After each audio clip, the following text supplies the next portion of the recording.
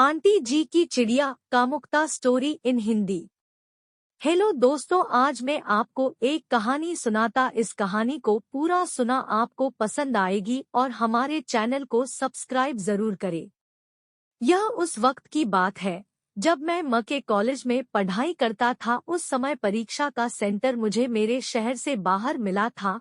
मुझे कुल 6 पेपर देने थे, लेकिन इस 6 पेपर के लिए रोजाना अप डाउन करना महंगा पड़ सकता था। खर्चा बहुत ज्यादा हो जाता था। मैं सोचता था कि कैसे ये सारे पेपर दे पाऊंगा। मेरे पापा का दूर का रिश्तेदार अंकल और आंटी उसी शहर में जहां मेरा एग्जाम सेंटर आने वाले थे। फिर मम्मी ने पापा को उनकी याद दिलाते हुए बताया तो पापा ने कहा, हाँ ये अच्छा रहेगा, वहां से एग्जाम सेंटर बहुत नजदीक है, 1 हफ्ते के लिए तू वहीं चला जा और पेपर खत्म होते ही वापस आ जाना। पापा ने अंकल के साथ फोन पर बात भी कर ली थी कि मैं राजेश को भेज रहा हूँ। अंकल जी भला कैसे मना कर सकते थे। 6 दिन की ही तो बात थी, लेकिन इन 6 दिनों में बहुत कुछ हो गया। मुझे सुवर्ग मिल गया था। दरअसल अंकल जी और आंटी जी अकेले ही रहते थे। उनकी कोई अपनी कोई औलाद नहीं थी, बस उनकी एक बेटी, पहली वाइफ से जो इस दुनिया नहीं थी, वो लड़की जो दूसरे शहर पढ़ती थी।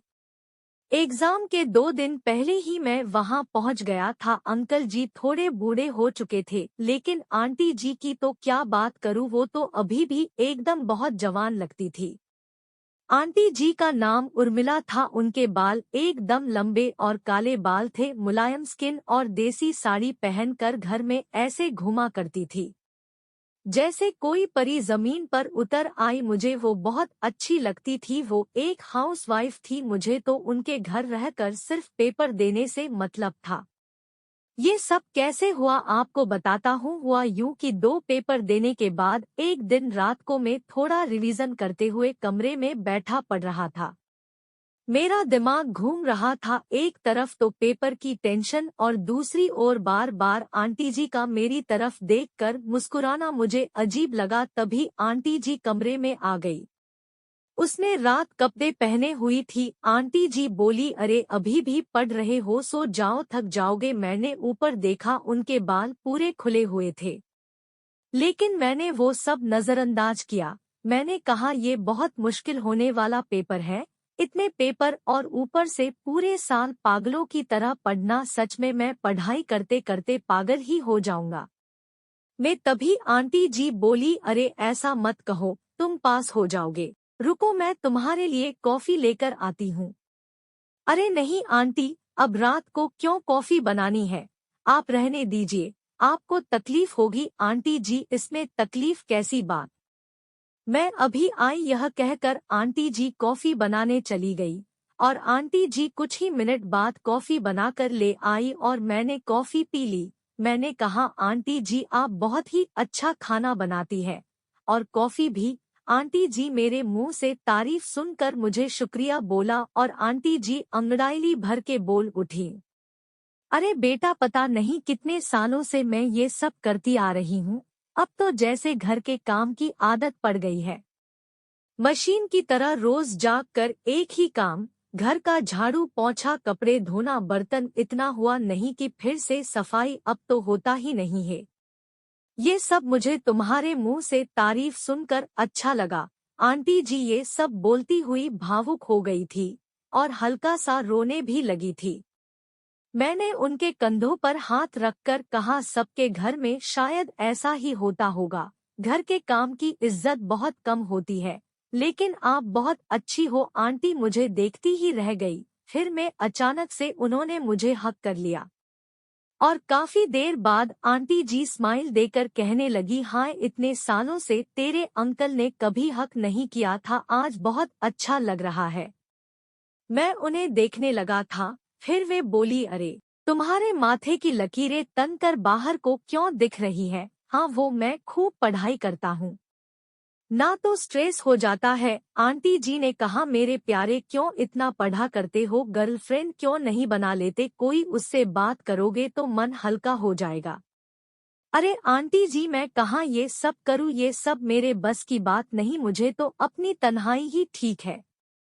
ऐसा मत बोलो, तुम चाहो तो मेरे साथ भी वो वाला काम कर सकते हो। ये कहते हुए आंटी जी जरा शर्मा गई। Are you serious Ravi? लेकिन आंटी जी ये गलत है, हमारा रिश्ता ये इजाजत नहीं देता है। क्या फर्क पड़ता है, इसे कुछ देर को भूल जा। पेपर को आंटी जी, कहीं आपके चक्कर में फेल हो गया तो क्या होगा? इस बात पर वो जोर से हंसने लगी। अरे पागल, टेंशन नहीं लेने का, मैं हूं ना। ऐसा कहकर वो हंसने लगी। कसम से आंटी जी की खिलखिलाहट बहुत अच्छी लग रही थी। मैं उन्हें देखता ही रह गया। फिर वो सब करने के बाद हम दोनों सो गए। इस तरह 6 दिन पूरे हुए और मेरे घर जाने का वक्त आ गया। दोपहर को मैं अपना सामान पैक कर रहा था, तभी आंटी जी दरवाजे पर खड़ी रो रही थी और मुझे देखते ही जा रही थी। मैंने उन्हें देखा तो वो दौड़कर मेरी बाहों में आ गिरी। ऐसा लगता था कि मानो फेरे ही ले लिए हो।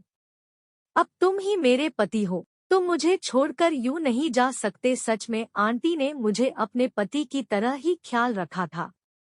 वे मेरा बहुत ख्याल रखती थी। वो बहुत इमोशन हो गई थी। तब मैंने उनसे कहा कि समझने की कोशिश करो, हम एक दूसरे के नहीं हो सकते और मुझे जाना ही होगा। फिर उस दिन रात में आखिरी बार हम साथ रहे और मैं बाहर चल दिया। मैं भी रो रहा था, लेकिन क्या किया जाता, उस रात का असर भी हुआ। मेरी परेशानियां गायब हो गई थी और मेरा रिजल्ट बहुत अच्छा आया। शायद आज से पहले मेरा ऐसा रिजल्ट नहीं आया था। लेकिन अचानक एक दिन कुछ यूं हुआ कि कमाल ही हो गया। उस आंटी जी की एक बेटी थी जो बाहर पढ़ रही थी। वह उनकी सौतेली बेटी थी। आंटी जी ने पापा को फोन करके उससे मेरी शादी की बात की तो घर वाले मान गए। मैं सोच रहा था कि अपनी बेटी को मुझसे ब्याह कराने का आंटी जी का क्या इरादा हो सकता है, क्या वो मेरे करीब भी रह सके, इसलिए शायद और सास भी बनी रहे। आंटी जी दबाव दे रही थी कि मैं शादी के लिए हाँ कर दूं, लेकिन मेरा मन नहीं मान रहा था।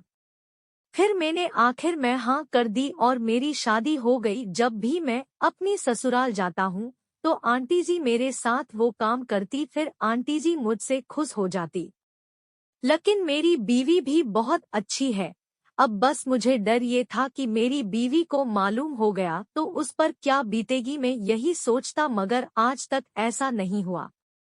हमें 5 साल हो गए इस बात को, आज भी उसे पता नहीं चला। अंकल जी का स्वर्गवास हो चुका था और अब वो विधवा हो गई थी, लेकिन उनके चेहरे पर आज भी मुस्कान मेरी वजह से ही है। मैंने उसका पूरा ख्याल रखा था।